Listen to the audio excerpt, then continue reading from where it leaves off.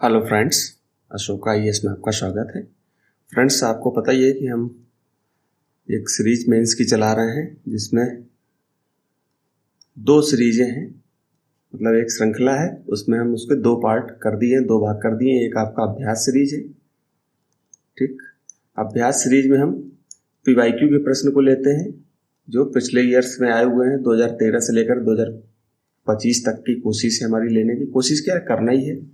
और एक हम प्रैक्टिस सीरीज लेते हैं जिसमें हम वर्तमान की प्रासंगिकता को देखते हुए करंट के क्वेश्चन देते रहते हैं। उसमें ज्योग्राफी, पॉलिटी, अभी तक हमने पॉलिटी के ही प्रश्न कराए हैं, बीच बीच में गवर्नेंस के भी डाल दिए हैं। आगे इतिहास, भूगोल, जीएस के जो भी सब्जेक्ट हैं, आपदा प्रबंधन, मतलब एक तरीके से पूरी टेस्ट सीरीज जो होती है उस टेस्ट सीरीज के प्रश्न है। और आपका इसी से अभ्यास अच्छा खासा हो जाएगा। तो आप इसको फॉलो करते हैं तो 2026 का मेंस आप लोग बहुत बेहतर ढंग से देंगे, ये चीज़ आप मान के रखिए, ठीक है। बस ये जो मैं कंटेंट दे रहा हूँ इसको आप अच्छे से तैयार कर लेना। अच्छा, प्रैक्टिस सीरीज लाने का ध्येय मेरा क्या था, उद्देश्य क्या था कि जो भी आप जीएस का सब्जेक्ट पढ़ते हैं, मान लो जीएस आप पढ़ रहे हैं तो जीएस में आप कोई सब्जेक्ट आप पढ़ रहे हैं तो किसी भी सब्जेक्ट की एक बुक पढ़िए, 10 किताबें लेने की जरूरत नहीं। उस एक किताब को अच्छे से पढ़िए, उसके बाद मेरे यहाँ पर आप टेस्ट सीरीज देख लीजिए, मतलब ये प्रैक्टिस प्रश्न देख लीजिए। इस प्रैक्टिस प्रश्न के माध्यम से आपका पूरा सिलेबस रिवाइज हो जाएगा, ठीक। इसके बाद मैं डिटेल्ड एनालिसिस करके पीवाईक्यू लेकर के आऊँगा प्री के। अभी क्या है कि मैं केवल जो है कुछ क्या मतलब 2013 से प्रश्न जो उठाए मैंने, 2013 से पीवाईक्यू के भी प्रश्न मैंने लिए हैं। उससे मैंने पीवाईक्यू की प्रकृति बताने की कोशिश करी कि आपको जो तैयारी की दिशा कैसी होनी चाहिए आपकी। जैसे आप जो भी सब्जेक्ट पढ़ रहे हो तो आपने पीवाईक्यू देख लिया हमारा, उसके बाद एक एक प्रश्न आप प्रैक्टिस भी कर रहे हैं, ठीक, और पीवाईक्यू की भी अभ्यास कर रहे हैं। तो यहाँ पर 2013 से लेकर के 2025 तक आप पूरी तरह से आप पीवाईक्यू को एक तरफ से देख डालेंगे तो उससे क्या होगा कि आपकी पढ़ने की दिशा सही हो जाएगी, ठीक। तुमको इसी तरह से तैयारी करनी है और सिलेबस पीवाईक्यू को अपने पास बिल्कुल चबा जाना है, खा जाना है, रख लेना है, ठीक है, एक तरीके से। तो हम लोग आते हैं, तो यहाँ पर मेरी रणनीति का हिस्सा सिलेबस होता है। तो पहले हम सिलेबस को देखते हैं, ठीक। तो सिलेबस में जो है ये जो प्रश्न है ये आप प्रश्न पढ़ लीजिए। कार्यपालिका, न्यायपालिका की संरचना, संगठन और कार्य, ठीक। इसके बाद डैश लगा हुआ है, ठीक। बस पेन में चेंज कर लेता हूँ आपको जिससे समझने में समस्या ना हो, ठीक है। यहाँ पर डैश लगा हुआ है। फिर इसके सरकार के मंत्रालय एवं विभाग, प्रभावक समूह, औपचारिक अनौपचारिक संघ तथा शासन प्रणाली में उनकी भूमिका, ठीक। ये सब पूरा सिलेबस दिया हुआ है। ये आपका 6 नंबर सिलेबस आप देख सकते हो। ये इसी को मैंने उठा करके यहाँ रख दिया क्योंकि प्रश्न भी है और प्रश्न कैसे सिलेबस से टच हो रहा है, कैसे जुड़ रहा है, तो उसको समझाने के लिए यहाँ पर हम उसको लेकर के आए, ठीक। तो यहाँ प्रश्न को पढ़ लीजिए।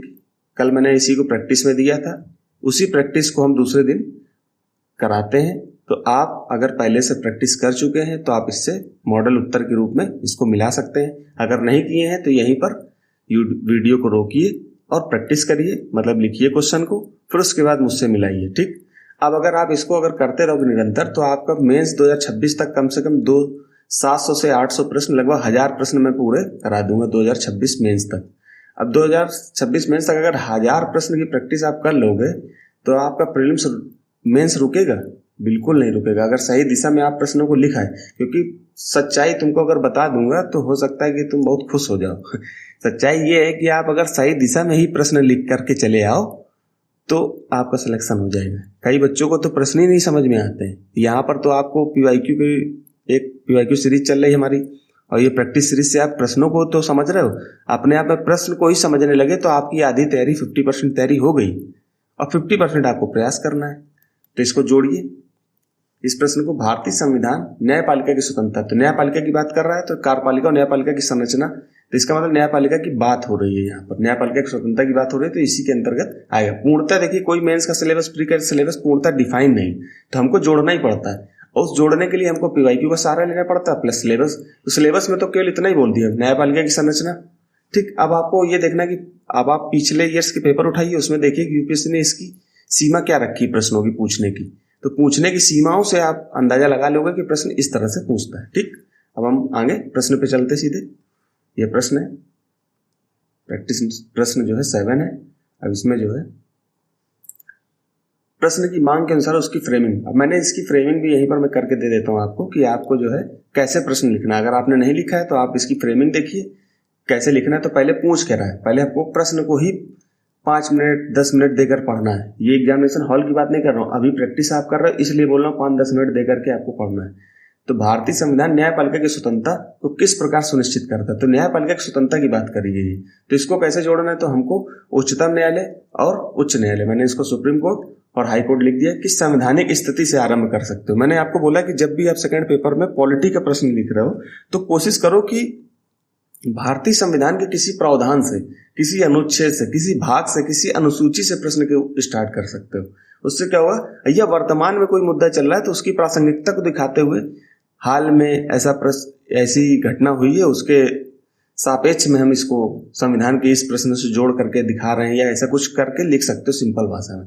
ठीक, फिर इसको मैंने मेन बॉडी में क्या देना है कि न्यायपालिका की स्वतंत्रता को सुनिश्चित कैसे करता है भारतीय संविधान। तो भारतीय संविधान न्यायपालिका की स्वतंत्रता को कैसे सुनिश्चित करता है, तो इसके बारे में लिखना है। फिर छोटा सा निष्कर्ष लिख देना है, प्रश्न हो जाएगा। तो ये आपकी फ्रेमिंग है। तो जब भी प्रश्न आप करो मेंस में, जब आप लिखने भी जाओगे ना प्रश्न, जब आप उत्तर लेखन लिख रहे होगे मेंस के दौरान एग्जामिनेशन हॉल में, तो वहां पर भी आपको रफ पेज मिलता है। तो उस रफ पेज में छोटी छोटी सी भूमिका मतलब फ्रेमिंग कर लिया करिए प्रश्न को, तो हमको पता होगा इसके बाहर हमको नहीं लिखना है, नहीं तो पता ही नहीं चलता हमको लिखना क्या है। तो हम यहाँ पर प्रश्न को स्टार्ट करते हैं, ये हमारी भूमिका है। यहाँ पर मैंने देखिए संविधान के अनुच्छेद से उठा लिया है। तो भारतीय संविधान के अनुच्छेद 124 के तहत उच्चतम न्यायालय एवं उच्च न्यायालय,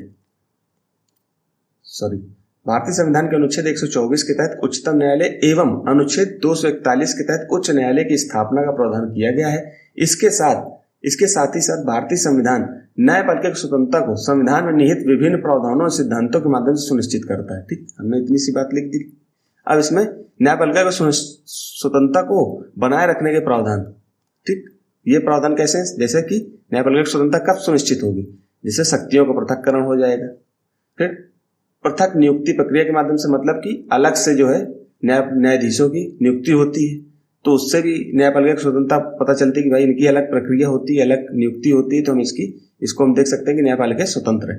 कार्यकाल की सुरक्षा, ऐसा नहीं है कि तुरंत जब भी चाहो इसको हटा सकते हो न्यायाधीशों को, ऐसा नहीं है, आपको महाभियोग लाना पड़ेगा। हालांकि महाभियोग शब्द केवल राष्ट्रपति के लिए यूज होता है, लेकिन उसी तरह की प्रक्रिया अपनाई जाती है, इसलिए उसको भी महाभियोग बोल दिया जाता है। तो कार्यकाल की सुरक्षा प्लस वित्तीय स्वतंत्रता। अब जैसे जो उसके न्यायाधीश होते हैं सुप्रीम कोर्ट के, उनके न्यायाधीशों की जो वेतन भत्ते और पेंशन होते हैं वो भारत की संचित निधि से दिए जाते हैं,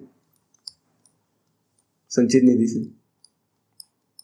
और जो उच्च न्यायालय के न्यायाधीश होते हैं उनके वेतन तो जो है राज्य की संचित निधि से दिए जाते हैं, लेकिन पेंशन आपकी, वही बात मैंने यहाँ प्रश्न में भी लिखी, पेंशन आपकी भारत की संचित निधि से दिए जाते हैं। ठीक, तो आपको यहाँ पर समझना है। फिर एक पॉइंट यहाँ है कि सेवानिवृत्ति के बाद रोजगार पर प्रतिबंध, मतलब रिटायरमेंट के बाद ये नहीं होना चाहिए कि न्यायाधीश रिटायर होकर किसी कंपनी को, किसी भारत सरकार के किसी पद को ज्वाइन कर ले, ऐसा नहीं। इससे क्या होगा कि रिटायरमेंट मतलब निर्णय की जो स्वतंत्रता होती है कि न्यायाधीश ने जो निर्णय पिछले कुछ वर्षों में जो दिए थे, कहीं ऐसा ना हो कि पता चला कि किसी पार्टी को उसने जो है निर्णय में बरी कर दिया, अब बाद में जो है क्या करता है कि उसी पार्टी को ज्वाइन कर देता है। तो हम कहीं ना कहीं ये दिमाग में हमारे आ जाता है कि कहीं ऐसा तो नहीं कि कांग्रेस में या बीजेपी में या किसी और पार्टी में ज्वाइन होने के लिए न्यायाधीश साहब ने उनका पक्ष लिया। ठीक, तो ये हमारे न्यायपालिका की स्वतंत्रता को दिखाने के लिए आप किसी पद को नहीं ज्वाइन कर सकते हो। ठीक, ऐसे कई सारे पॉइंट थे, अवमानना को लेकर के भी पॉइंट जोड़ सकते थे, लेकिन हमने यहाँ पर, क्योंकि लिखने की एक सीमा होती है, तो उस लिखने की सीमा के दौरान हमने उसका जो है पालन किया। ठीक, तो यहाँ पर मैं थोड़ा सा पेन को थोड़ा सा और पतला कर लेता हूँ, फिर लिखते हैं। तो मैंने एक पॉइंट, जैसे जो पॉइंट मैंने यहाँ पर डाले ये, इसी को मैंने इलेबोरेट किया है। ठीक, आप भी इस तरह से, क्योंकि ऐसे करने से फायदा क्या मिलेगा आपको कि जो एग्जामिनर है वो आपके इन पॉइंटों को देख करके, ये जो मैंने अलग अलग पॉइंट दिए हैं इस तरह से, इन पॉइंटों को देख करके पढ़ने के लिए विवश हो जाएगा। और जब पढ़ने के लिए विवश हो जाएगा तो आपको भी समझ में कि उसको इंटरेस्ट आएगा कि यार इसने प्रेजेंटेशन बहुत अच्छा किया है, प्रस्तुति बहुत बेहतर की है। जब प्रस्तुति बहुत बेहतर की है उसको लग जाएगा तो वो प्रश्न जरूर पढ़ेगा, आपका उत्तर जरूर पढ़ेगा। तो हम यहाँ पर लिखते हैं शक्तियों के पृथक्करण के माध्यम से न्यायपालिका को विधायिका व कार्यपालिका से स्वतंत्र रखा गया है। यह अनुच्छेद 50 जो है भारतीय संविधान का अनुच्छेद 50 कहता है शक्ति के पृथक्करण की बात करता है। तो हमने यहीं पर कोष्टक में इसको डाल दिया, क्योंकि पूरा लिखते हैं कि फिर पूरी बात कि अनुच्छेद 50 में शक्ति पृथक्करण की बात की गई है ऐसा वैसा, तो इससे मैंने कोष्टक में डाली। एग्जामिनर जो पढ़ रहा होगा वो समझ जाए, क्योंकि शब्द सीमा भी है। फिर पृथक नियुक्ति प्रक्रिया के माध्यम से, कोलेजियम के माध्यम से पृथक नियुक्ति होती है ना, तो के माध्यम से उच्चतम न्यायालय एवं उच्च न्यायालय के न्यायाधीशों की नियुक्ति राष्ट्रपति भारत के मुख्य न्यायाधीश से परामर्श से करता है कोलेजियम प्रणाली के द्वारा। कोलेजियम प्रणाली, अब यहाँ पर कोलेजियम प्रणाली एग्जामिनर को पता होगा, अब आपको यहाँ पर डिस्क्राइब करने की जरूरत नहीं, क्योंकि आप लिखोगे तो फिर उसके बाद क्या होगा, शब्द सीमा। यहाँ पर केवल न्यायपालिका की स्वतंत्रता है, तो हमको यहीं पर फोकस रहना कि स्वतंत्रता हमको बतानी है, ना कि हम कोलेजियम पे पहुंच जाए। अब कोलेजियम पे लिखने के लिए भी 500 शब्द आप आराम से लिख सकते हो, उसके भी पक्ष विपक्ष में बातें लिख सकते हो, ठीक। तो हमको ये सब चीजों का ध्यान रखना है। तो यहाँ पर हमने दो पॉइंट डाली, शक्ति के पृथक्करण, पृथक नियुक्ति प्रक्रिया, इसके बाद कार्यकाल की सुरक्षा। आप कार्यकाल की सुरक्षा ही नहीं दोगे तो न्यायपालिका की स्वतंत्रता कैसे बनेगी। तो कार्यकाल, न्यायाधीशों की कार्यकाल की सुरक्षा दोगे तो वो अच्छे से बेहतर न्याय दे पाएंगे। अब उनको डर लगा हो कि हमको कैसे भी जो है रिटायर कर दिया जाएगा, बाहर निकाल दिया जाएगा, सस्पेंड कर दिया जाएगा, तो वो अच्छा निर्णय नहीं देंगे, तो कार्यकाल की सुरक्षा वहां पर उनको दी जाती है। तो भारतीय संविधान के अनुच्छेद 124 और 218 में क्रमशः सुप्रीम कोर्ट और हाई कोर्ट, मतलब उच्चतम न्यायालय और उच्च न्यायालय के न्यायाधीशों को हटाने की प्रक्रिया का प्रावधान करता है, किंतु यह प्रक्रिया जटिल एवं कठोर है, जो न्यायाधीशों को मनमाने बर्खास्तगी से बचाता है। मतलब इतनी सरल नहीं है कि आप जब चाहो तब उसको ले आओ। इसको लाने के लिए आपको संसद में लाना होता है, फिर वहां पर भी वोटिंग होती है बहुत तरीके से, तो फिर ये सब चीजें बड़ी कठिन होती हैं, तो इसलिए बड़ा आसान नहीं है, ठीक। फिर वित्तीय स्वतंत्रता, कि उनको जो वित्त, धन, जो पेंशन, वेतन, ये सब मिलता है, इसके लिए सर्वोच्च न्यायालय के न्यायाधीशों के वेतन, भत्ते एवं पेंशन भारत की संचित निधि से, तो वहीं उच्च न्यायालय के न्यायाधीशों के वेतन राज्य संचित निधि से तथा पेंशन भारत की संचित निधि से दिए जाते हैं, जो न्यायालय की वित्तीय स्वतंत्रता सुनिश्चित करता है। मैंने यहाँ पर डिटेल में लिख दिया, ठीक। फिर आखिरी बात, सेवानिवृत्ति के बाद रोजगार पर प्रतिबंध। न्यायाधीशों को सेवानिवृत्ति के पश्चात रोजगार या किसी सार्वजनिक पद पर आसीन, मतलब कि उस पद पर बैठने, आसीन होने से रोकना, जिससे किसी निर्णय की निष्पक्षता बनी रहे। आप वही चीज मैंने जो समझाई कि आप किसी पार्टी के पक्ष में अगर वोट, उसको आप स्वतंत्र रूप से जो है किसी भी पार्टी के किसी सदस्य को या किसी को भी आप जो है बरी कर देते हो। किसी कोई केस है, मान लो कोई व्यक्ति है, तथाकथित कोई व्यक्ति है, वो संबंधित किसी पार्टी में कर रहे थे, मतलब उसका अध्यक्ष है या जो भी है, मान लो जिला अध्यक्ष है, ठीक। उसको जो है हाई कोर्ट ने, सुप्रीम कोर्ट ने उसको बरी कर दिया किसी मामले में, कोई भी मामला हो सकता है कोई भ्रष्टाचार का मामला हो, बरी कर दिया। अब क्या होगी, जो है न्यायाधीश जी, जो हमारे न्यायाधीश साहब हैं, वो क्या हो गए, रिटायर हो गए। और रिटायर होने के पश्चात क्या किए कि वो उसी पार्टी को ज्वाइन कर लिए जिस पार्टी के लिए उन्होंने, अब जनता क्या सोचेगी, उसको तो यही लगेगा कि ऐसा नहीं, ये पक्का इसीलिए उसको बरी किए क्योंकि इनको ये पार्टी आगे चल के ज्वाइन करना था, इसलिए उसमें मना किया गया, कोई भी पद पर आसीन नहीं हो सकते हो आप, ठीक। तो सेवानिवृत्ति मतलब रिटायरमेंट के बाद आप किसी पार्टी को ज्वाइन नहीं कर सकते, किसी पद पे नहीं रह सकते, ऐसा नियम है, ठीक। पद पे रहने की बात की गई है, ठीक। तो आप इसको ध्यान रखना। अब मैंने छोटा सा निष्कर्ष लिखा, अतः विधि के शासन को बनाए रखने। विधि का शासन आपको पता होगा कि संविधानवाद एक शब्द होता है, इसको मुझे बताइए संविधानवाद क्या होता है। जिन्होंने पॉलिटी अच्छे से पढ़ी होगी उसको संविधानवाद का मतलब पता होगा, ठीक। फिर बताइए विधि का शासन, विधि के शासन की, तो विधि का शासन मतलब संविधान से ही देश चलेगा। तो विधि के शासन को बनाए रखने, और यहाँ पर छूट गया था मैंने यहाँ पर, और निष्पक्ष न्याय को सुनिश्चित करने के लिए न्यायपालिका का स्वतंत्र होना अति आवश्यक है, जो लोकतंत्र की नींव को स्थापित करने का एक प्रयास करता है ना। लोकतंत्र की न्यूज या लोकतंत्र का आधारभूत पहलू कैसे स्थापित होगा, वो तभी स्थापित होगा जब आपका जो है न्यायपालिका की स्वतंत्रता सुनिश्चित होगी और विधि का शासन बना रहेगा, है ना। तो निष्पक्ष न्याय होगा, नेचुरल जस्टिस होगा, प्राकृतिक न्याय लोगों को मिलता रहेगा, तो उससे न्यायपालिका की स्वतंत्रता बनी रहेगी। तो इसी प्रकार से आपको करना है। आगे हमने जो है डेट का प्रश्न दे दिया, आप चाहो कि आपको लिखना चाहिए, प्रैक्टिस करना चाहिए, ठीक। तो लिखित संविधान की विशेषताओं और संसदीय संप्रभुता के बीच सामंजस्य स्थापित करने के लिए भारतीय संविधान में संशोधन की प्रक्रिया का उद्देश्य क्या है। तो देखिए यहाँ पर जो है, अब मैं इसको बताऊंगा नहीं, मैं बता देता हूँ कि इसको लिखना कैसे। तो लिखित संविधान की विशेषताएं, पहले तो प्रश्न को समझो, कि लिखित संविधान की विशेषताएं क्या हैं। संसदीय संप्रभुता, संप्रभुता शब्द को आपको पता होना चाहिए कि मतलब बाहरी हस्तक्षेप नहीं होना चाहिए। संसदीय संप्रभुता मतलब विधि आप बना रहे हो तो कहीं ऐसा ना हो किसी बाहरी देश या किसी बाहरी व्यक्ति का वहां पर हस्तक्षेप नहीं होना चाहिए। ठीक, के बीच सामंजस्य मतलब तालमेल अच्छा होना चाहिए स्थापित करने के लिए भारतीय संविधान में संशोधन की प्रक्रिया का क्या उद्देश्य है।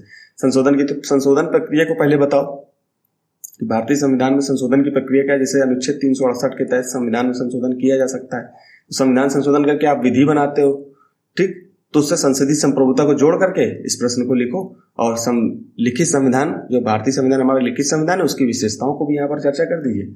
विवेचना करनी है, आपको बताना है ना। तो इस तरह से आप प्रश्न को लिख करके बताइएगा कैसा लिखा है। या मेरा प्रश्न जो कल आएगा प्रैक्टिस प्रश्न 8 का, डे 8 तो हम अभ्यास सीरीज में देते हैं, तो आप लोग देखिएगा मॉडल उत्तर आपको सही समझ में आए तो ऐसे प्रैक्टिस करते रहिए। जो प्रैक्टिस करेगा उसका सिलेक्शन पक्का है। तो ऐसे प्रैक्टिस आप लोग करते रहिए। एक व्यक्ति भी मुझसे जुड़ा रहेगा तो मैं ये सीरीज चलाता रहूंगा। ठीक, तो यहीं तक रखते हैं दोस्तों, धन्यवाद।